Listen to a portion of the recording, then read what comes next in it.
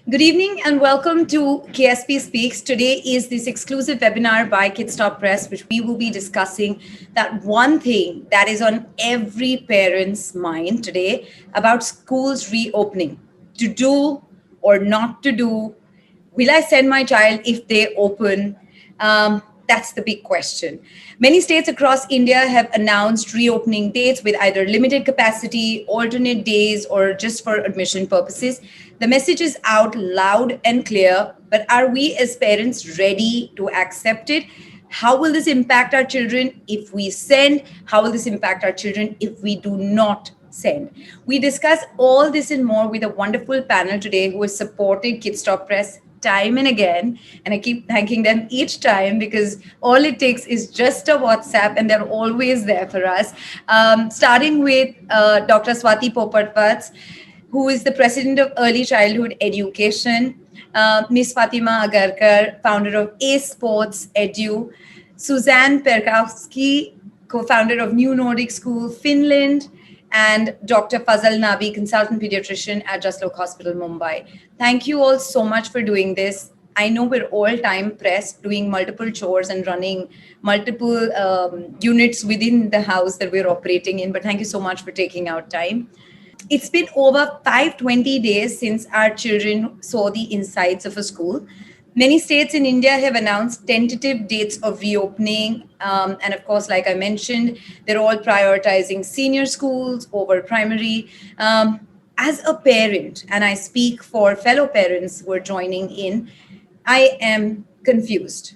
Newspaper headlines from different states keep freaking me out every single day. I am overwhelmed with information. Because everything is now targeted to children, I am more concerned because there's one person I love more than myself, and that is my child.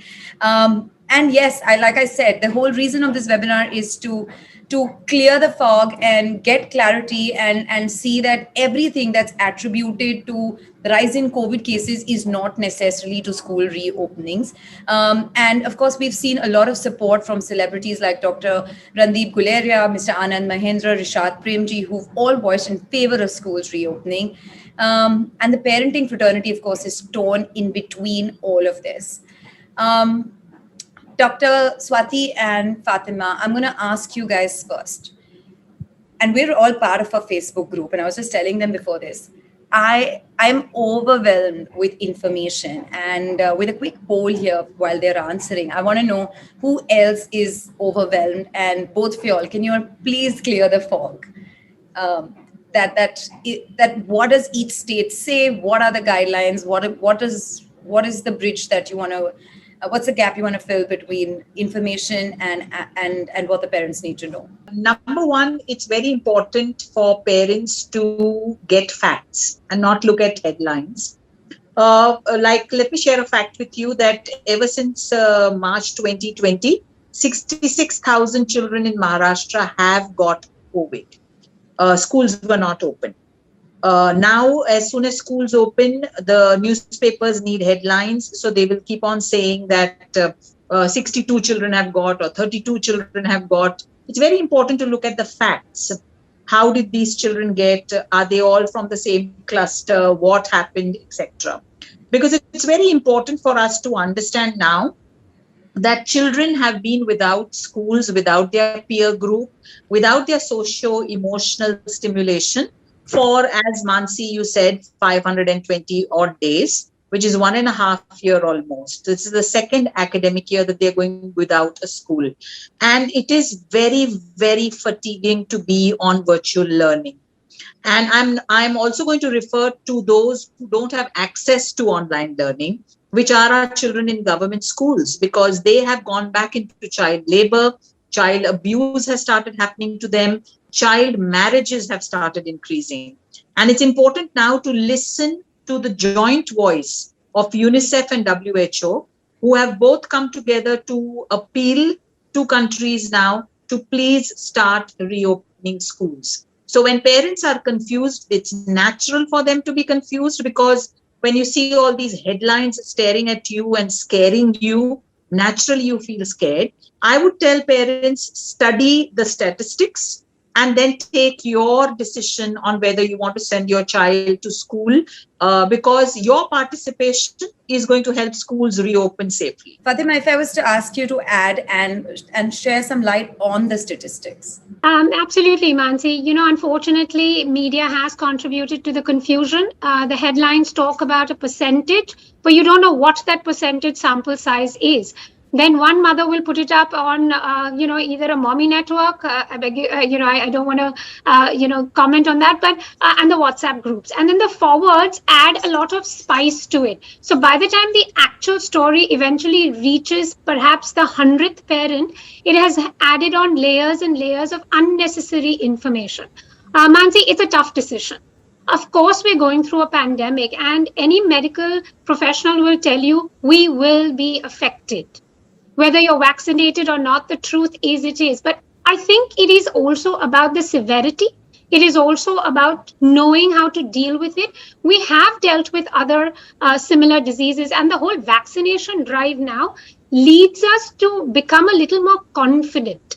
So I'm going to say that, yes, parents, it's overwhelming, but if you actually read the article yourself, if you actually for a moment remain calm and understand facts, consult experts. I mean, there are lots of responsible channels with lots of professionals like Dr. Nabi talking about facts. Listen to the experts. Do not listen to a well-meaning mother, because that's her perspective, and that's really led to the confusion.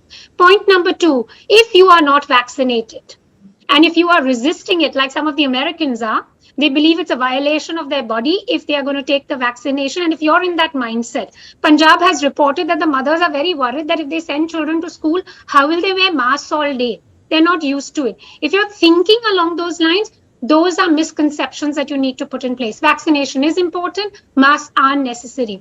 So if you start calmly analyzing that the world needs to normalize, and if you put priority to education, you will be responsible at home as parents. You will then remain in your bubble, because it is important for us to get the kids back in school. You know how tough it is. If you have 2 kids and 3 kids, you know how tough it's been online. Yes. Kids have registered fatigue, like Swati ma'am said. They are tired. You are tired, juggling routines, lunch schedules. Sometimes they don't log in. They're freezing their photos and putting it. You've just given up. That means there is now some loss in learning. If we have to get back, it is about that connection with the teacher. What you cannot do, the expert in the teacher is able to do in the physical world. Hats off to them for doing that in the physical world. So move that back on there. But like Swati ma'am pointed it out, it's a partnership. You've also got to trust your school. There will be cases. Mansi, please understand that the moment you start, and I'm going to take that decision, my son is going to go to full-time school. If I take that decision, I will understand it comes with a bit of risk. But can that risk be managed by layers of shields that we put in? Can there be responsible COVID culture that sets in our family and in the school, and trusting that the school puts in protocols? So parents, don't be confused. Don't be overwhelmed. Don't read too much. Stick to facts, stick to experts. I think you'll calm yourself down and you'll be able to make a more rational decision listening to experts. Right. Suzanne, I'm going to come to you now. Here we're discussing of opening of schools. You have actually successfully been in school since May, if I'm not wrong. What did you guys do right to continue school? I think firstly we have to take it a little bit into perspective that being in Finland, the population is really low. Absolutely. We've had waves of a lot of infections and fewer infections. But I think one of the biggest things was that the younger kids were always in school and in daycares. Right. Because in the beginning, especially, it was the younger kids weren't getting infected that much, or very, very rare when you talk about percentage. And with younger kids being in school, parents and older kids were able to go online. They were able to work. It enabled the economy and society and everything to keep running. And the older kids were online. I have my youngest one in high school, and his high school's been online the whole time. And now, actually, was it on Wednesday that schools opened in Finland again, and everyone's back to school. Some high schools are not face to face yet, but all the younger ages are back in school. And I think it's what everyone has said here, Swati and Fatema and Dr. Faisal, everyone has said the same thing, that schools need to be prepared, parents need to be prepared, and we as parents need to help the kids prepare. You know, Fatima mentioned that somebody said, oh, how can my child be there with a mask for that long? Prepare your child at home. You know, put a mask on for 10 minutes and then half an hour and then 1 hour. And talk to the children. I think it's very, very important for parents to communicate with the kids, to hear their fears, to not share their fears. Not the parents, you know, creating anxiety with the kids, but listening to the kids and calming them down and making them understand. I mean, think about this. Like Swati said, it's almost 2 years since some of these kids have been to school. Some of them have never seen school. I had a grandnephew born in COVID, and all he's seen is his family and strangers with masks. So there's so many things that they need to deal with. Normal life is the way to go, but cautiously and sensibly. Right.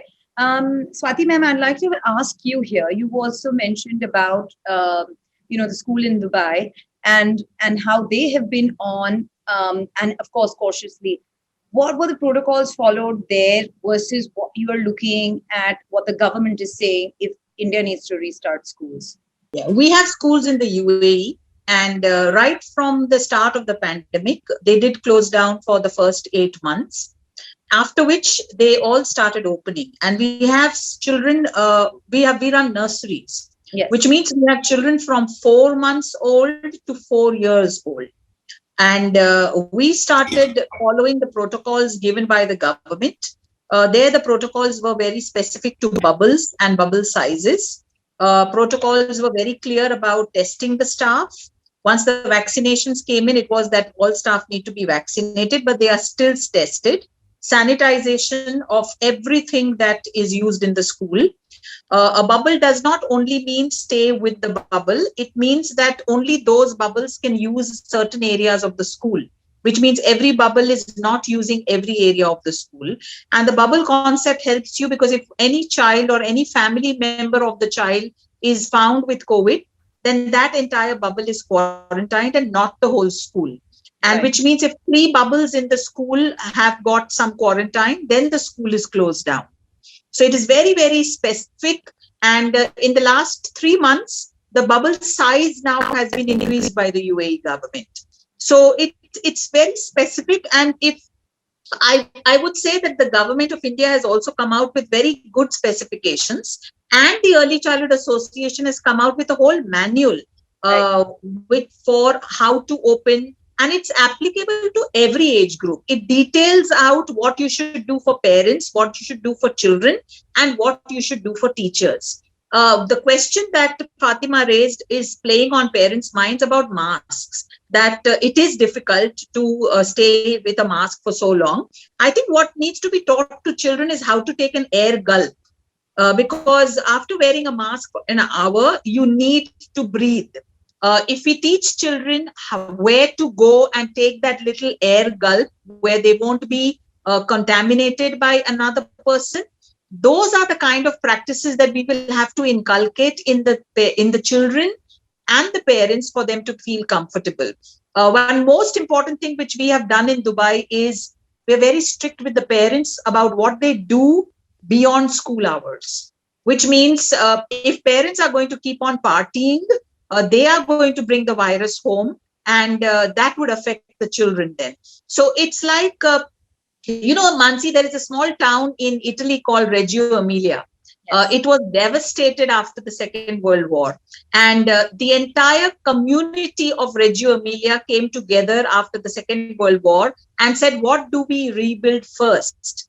And they all agreed, we will rebuild schools first. Mm-hmm. And that is how the Reggio Emilia schools in Italy came about. They are world famous now. Right. But look at it. The community thought of their children first. Here we are thinking of malls and cinema halls and whatnot. And we are not thinking about the one thing that can destroy this nation is the lack of education in our children.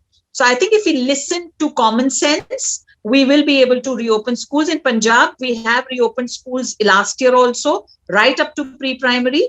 And Punjab is given permission now also for our pre-primaries to be open. So from today, we've reopened our pre-primaries in Punjab.